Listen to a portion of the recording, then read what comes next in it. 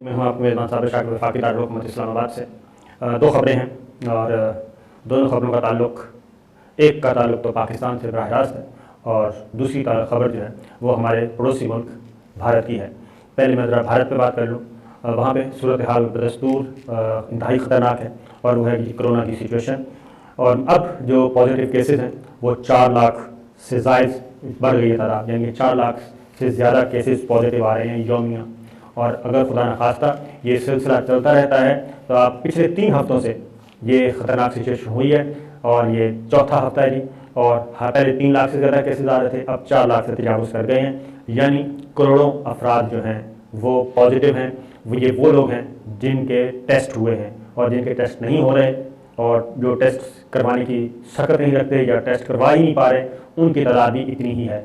उसकी वजह यह है कि बेशुमार लातादाद लोग, सवा अरब का मुल्क है, लातादाद लोग, करोड़ों लोग इस वक्त इस ख़तरनाक मर्ज़ में, वबा में मुब्तला हो चुके हैं। और अब अमेरिका जो है, अमरीकी अखबार, मगरबी ज़राए अबलाग सारी सिचुएशन का ज़िम्मेदार इसको करार दे रहे हैं। वाशिंगटन पोस्ट और अमेरिका का नामवर अखबार, दुनिया जानती है, वो ये कह रहे हैं कि इसका ज़िम्मेदार सिर्फ़ और सिर्फ एक शख्स है और वो है नरेंद्र मोदी, जिसने ये कोरोना के मामले को सियासत की, पॉलिटिक्स की, सियासी मफादात की खातिर उसने पूरी सवा अरब की आबादी को नहीं बल्कि पूरी दुनिया को अपने सियासी मफादात की भेंट चढ़ा दिया और नफरत बेचता रहा, लेकिन और सिर्फ अपने हिंदुत्व की खातिर, सिर्फ अपने हिंदुत्व फ़लसफ़ा नहीं कहना चाहिए बल्कि शिद्दत पसंदी की खातिर, इंतहा पसंदी की खातिर उसने पूरी दुनिया को मिलिया मेट कर दिया। और कुंभ मेला, जिसका मैंने पिछली दफ़ा भी जिक्र किया कि बड़ी बड़ी रैलियाँ निकलवाई उसने, हर चीज़ करवाया। कुंभ मेला जिसमें 10 लाख अफराद ने शिरकत की, उसको उसने प्रमोट किया और वो 10 लाख जब पूरी मुल्क में वापस गए तो उसके बाद जो कुछ हुआ वो इस वक्त आपके सामने है। एंकर्स को गिरफ्तार किया जा रहा है, मीडिया पर पाबंदियाँ लगाई जा चुकी हैं। अब इससे ही हलाकतें मज़ीद बढ़ रही हैं। अगर आप सोशल मीडिया पर जाएँ और मगरबी ज़राए अबलाग देखें तो लाशों की लंबी कतार लगी हुई है, लंबी कतार। और उसके बाद मैं 2-3 रिपोर्ट्स मैंने देखी, DW की देखी, BBC की देखी, CNN की देखी, इनकी रिपोर्ट्स देखी तो उसमें ऐसा ही था कि जैसे वो क्या कहना चाहिए, लाशों के ढेर हैं, लाशों के अंबार हैं और चिताएँ जलाई जा रही हैं और उसमें वाक़तन वो कहते हैं कि जैसे कोई सनती प्लांट लगता है, तो उसी तरह के मनाज़िर तो ये हो रहा है। इसमें एक और चीज़ हुई है कि भारत में ये एक तो ख़तरनाक फैल रहा है और ये अब नस्ल जो है वो इधर आ रही है। एक और वहाँ पे इंसानियत सोज मनाज़िर देखने में आ रहे हैं, वो ये है कि अब अगर किसी गरीब आदमी को सिलेंडर मिल जाता है ऑक्सीजन का तो पुलिस उसे छीनती है और तगड़े जो लोग हैं अब वो गरीबों से ऑक्सीजन सिलेंडर छीन के उमरा को पहुँचा रहे हैं और गरीब आदमी फिर वहाँ पे यही कुछ हो रहा है। और अब उसकी जद में जो अदाकार, बॉलीवुड के जो नामवर अदाकार, नामवर ताजिर और नामवर बिजनेसमैन, इंडस्ट्रियलिस्ट, सनतकार, सियासतदान, वो सब के सब मोस्टली जा चुके हैं, इंडिया छोड़ चुके हैं और इंडिया इस वक्त बेजार व मददगार है। आपको कोई वजीर नज़र नहीं आ रहा, नरेंद्र मोदी नज़र नहीं आ रहा, अमित शाह नज़र नहीं आ रहा, राजनाथ नज़र नहीं आ रहा, अजीत डोभाल नज़र नहीं आ रहा और ना ही वहाँ की फौज नज़र आ रही है कि जो अपने शहरियों को बचा सके। और अब बॉलीवुड के अदाकार जो हैं वो भी इसका निशाना बन गए हैं और विक्रमजीत जो है वो इस दुनिया फ़ानी से रुखसत हो चुके। और इसी तरीके से ऐसे ऐसे मनाज़िर भी रिपोर्ट हो रहे हैं कि हमला ख़वातीन बच्चों समेत मर रही हैं कोरोना की वजह से, लेकिन उनको संभालने वाला कोई नहीं।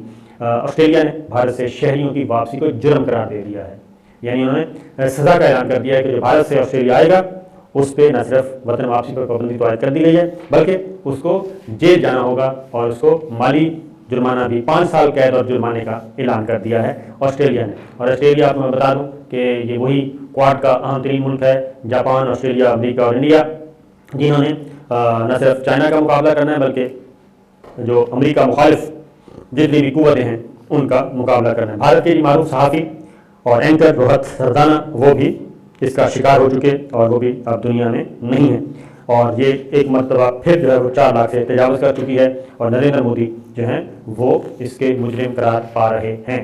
एक और चीज़ ही, अब चीन में भी दोबारा से अलर्ट जारी कर दिया गया, हुकूमत का हाई अलर्ट जारी किया है और उन्होंने कहा ये जो इंडिया वाला वायरस है ये भी इस तरफ रुख कर सकता है, लिहाजा इससे बचना चाहिए। अमेरिका जवाब दे चुका है, चीन जो है वो ये कह रहा है उसने पैगाम दिया है भारत को कि सिर्फ कोरोना को नए इस्तेहकाम से हम शिकस्त दे सकते हैं, दोस्ती करते हैं। और इस रीजन में ये जो आप स्क्वाड श्वाड का छोड़ें, आप जापान, ऑस्ट्रेलिया, अमेरिका सबको देख लिया, आप आएँ, हम मिल के हमारे पड़ोसी जो हैं इस रीजन के ममालिक मिल बैठ के इस आफत का मुकाबला करते हैं। वहाँ पे हो क्या रहा है जी? वहाँ पे हो ये रहा है कि ज़ाहिर अकीदा होता है वो सेहत याब नहीं हो रहे, लोग मुसलमानों से रुजू कर रहे हैं। ये मैं कोई मुबालगा नहीं कर रहा, क्योंकि अगर मैं मुसलमान हूँ तो इसका मतलब है कि मैं आपको कोई दरोगोई से काम लूँ, नहीं, ये रिपोर्ट्स हो रही हैं चीज़ें। आप जाएँ मगरबी ज़राए इब्लाग में, वेस्टर्न मीडिया, उसको उठाएँ, पढ़ें, सोशल मीडिया को पढ़ें। सुप्रीम कोर्ट, इंडिया की सुप्रीम कोर्ट ने सोशल मीडिया पर जो पाबंदी आयद की थी वो ख़त्म कर दी हैं, और सेंसरशिप आयद की उसको ख़त्म कर दिया है इंडियन सुप्रीम कोर्ट ने मोदी सरकार की जानिब से, और उनको इंतबाह किया है कि इसके अलावा कोई और रास्ता ही रहा कि वो आप अपने मसाइल जो है अपने मसाइल बयान कर सके, कोई मदद मांग सके, कोई शहरी सोशल मीडिया के अलावा कोई ऐसा नहीं है राब्ते का ज़रिया। लिहाजा ये हो गया। उसमें हो क्या रहा है, भगवान जी वो जिनकी ज़ाहिर वो उनका हिंदुओं का अकीदा है कि वो मूर्तियाँ बनाते हैं, तो मुख्तलिफ़ किस्म के भगवान हैं, उनसे दुआएँ करते हैं, तो वो कारगर साबित नहीं हो रही। एक ही फैमिली के कोई 2-3 अफराद कोरोना से वो गए थे भगवान के पास, मनते की, लेकिन वो नहीं पूरी हुई, तो उन्होंने जाके वो मूर्तियों को तोड़ दिया। ये भी हो रहा है। और अगले मनाजिर क्या आ रहे हैं, मुसलमान चूँकि इस सारे क्राइसिस में मुसलमान एक बहुत मस्बत रोल प्ले कर रहे हैं, उधर हर तरह की मदद भी कर रहे हैं, चिताएँ जलाने में, डेड बॉडीज़ को शमशान घाट पहुँचाने में, ऑक्सीजन, मेडिकल केयर, हर चीज़ वो प्रोवाइड कर रहे हैं, माली मदद कर रहे हैं। और अब मस्जिदों में मुसलमान इमाम की इमामत में सिख भी इबादत कर रहे हैं और हिंदू भी इबादत कर रहे हैं और वहाँ के ईसाई भी इबादत कर रहे हैं। ये इस वक्त के वहाँ के मनाज़िर हैं। तो हमें इस पर वो बहुत ज़्यादा वो क्या कहना चाहिए, यूँ नहीं करना चाहिए, बल्कि इसको पॉजिटिव वे में लेना चाहिए। और मैं तो कहूँगा कि दावत देनी चाहिए कि हमारा दीन कितना अच्छा दीन है कि वो मुसीबत में लोगों की मदद करने का कहता है और वो मज़हब को भी नहीं देखता। तो ये मनाज़िर वहाँ पे आ रहे हैं। अब एक और खबर ले लें, और वो है अफ़गानिस्तान से मुतालिक। अफ़गानिस्तान से इनखला का अमल शुरू हो चुका है। अमरीकी अफवाज, नेटो अफवाज जो हैं, उन्होंने रख्ते सफ़र बांध लिया और अफ़गानिस्तान की अमरीकी सफारत खाने से भी अमला कम हो गया है काबुल में, और वहाँ के अरकान ने भी अपनी अफ़गानिस्तान से निकलना शुरू कर दिया है। और फ़ौज तो निकलेगी, फ़ौजी दस्ते भी निकलना शुरू हो गए हैं, क्योंकि 1 मई से 11 सितंबर तक तमाम अफवाज ने जाना है। लेकिन हो क्या रहा है, सिचुएशन पेचीदा हो रही है। तालिबान ने इसका खैर मकदम किया है गैर मुल्की अफवाज के इनखला का, और उन्होंने कहा ठीक है जी, तशरीफ़ ले जाएँ और अफ़गानिस्तान करें हमारे हवाले। गैर 1 मई से शुरू होना था, लेकिन एक दिन पहले ये सिलसिला शुरू हो चुका है। और 1 मई को जो तस्वीर बाकायदा तौर पर शेयर की गई कि जो अमला है, सिफारती अमला भी और फौजी ट्रूप्स भी, वो अफ़गानिस्तान से निकल रहे हैं। अब हो क्या रहा है, हो ये रहा है कि अब वहाँ पे ज़ाहिर 2-3 चीज़ें सामने आई हैं। एक तो यह आया है कि 2-3 ओपिनियन पाकिस्तान को साथ लेके चलें, ये चल रहा है।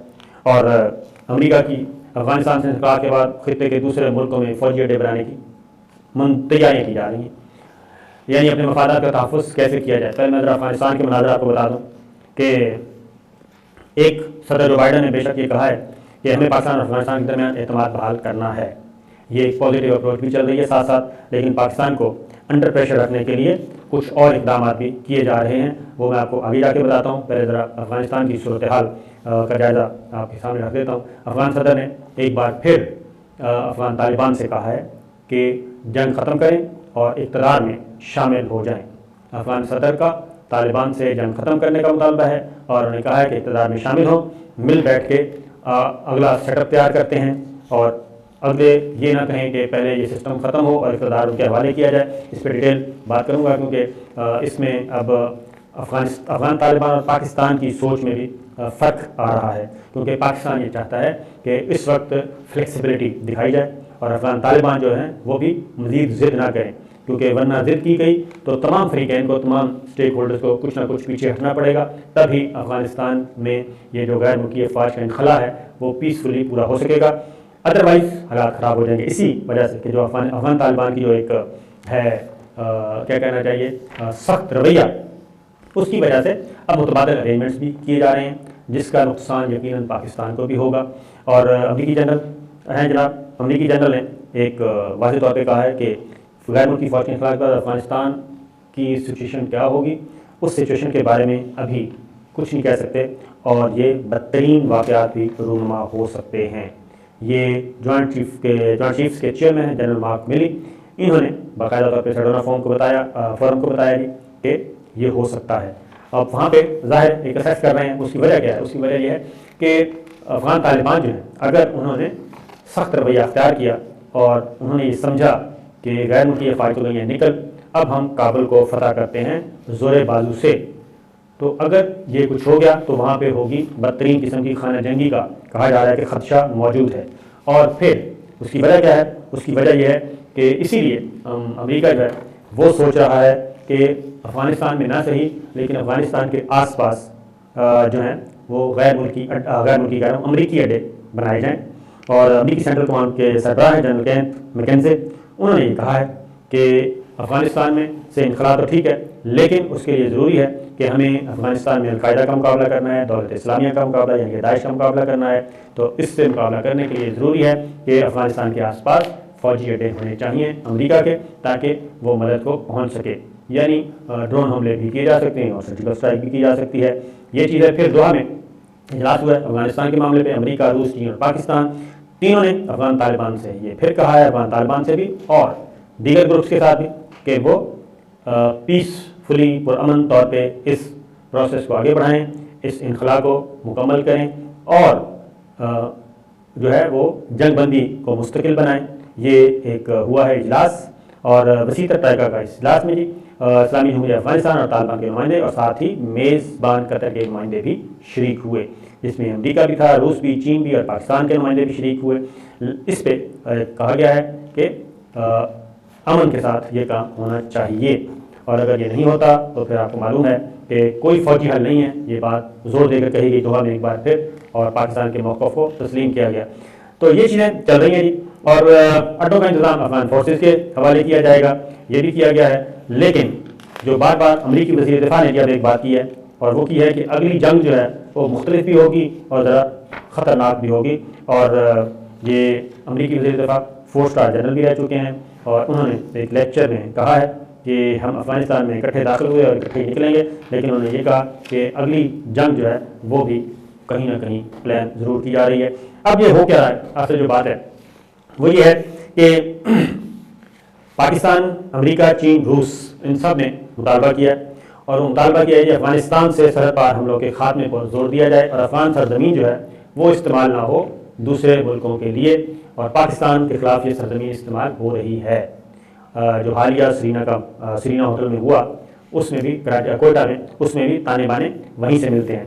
लेकिन जो दूसरी खबर वो है कि कलदम तंजीम PTP उनके जो रहनुमा हैं, उनके सीनियर रहनुमाओं को अब काबुल से यानी कि अफ़गान हुकूमत रिहा कर रही है। उसमें मौलवी फ़कीर मोहम्मद काबुल जेल से रिहा कर दिए गए और दीगर उनके साथ 4 और भी सीनियर रहनुमाओं को रिहा कर दिया गया। अब ये कलदम तहरीक तालिबान पाकिस्तान के साबिक़ नायब सदर हैं और 8 साल से ये काबुल जेल में थे। इसी तरीके से मज़ीद इनके 3 साथी वो थे, इनको रिहा किया गया है। और न सिर्फ ये बल्कि मौलवी शहबाज खान भी था उर्फ मंगलबाग, ये फौत हो चुके हैं। यानी कि इधर से जितने भी मफरूर थे वो सारे के सारे वहाँ पे पनाह लिए हुए थे। अब इनको रिहा किया जा रहा है और इनको पाकिस्तान में बदअमनी फैलाने के लिए और जो यहाँ पे उनके कारिंदे कोई 2-4 हैं तो उनको जमा करने के लिए इनको इस्तेमाल किया जाएगा। ये पाकिस्तान के शदीद कंसर्न्स हैं, ये भी पहुँचाए हैं। लेकिन वही बात है कि आने वाले दिन पाकिस्तान के लिए भी बहुत ज़्यादा इम्पॉर्टेंट है। ये अफ़गानिस्तान ऐसा कंबल है जिसको सारी दुनिया तो छोड़ना चाहती है लेकिन अब ये कंबल नहीं छोड़ रहा।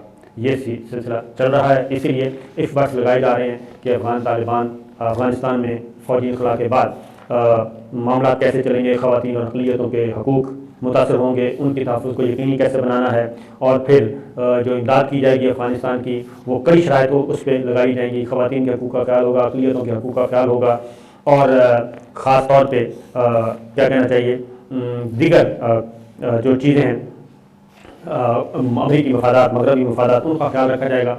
ऐसे ऐसे इफ़्बास आ रहे हैं जिसके बाद लगता यही है कि अफ़गानिस्तान एक बार फिर ख़तरनाक सूरत हाल पे जा सकता है अगर तमाम ग्रुप्स आपस में ना बैठे।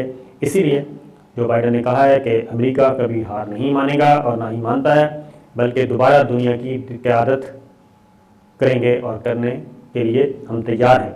हमारी जो क़यादत है, यानी कि सुप्रीम पावर होने की, उस पर किसी को शक नहीं होना चाहिए। तो देखते हैं इस आफत से पाकिस्तान कैसे महफूज रहता है। इजाज़त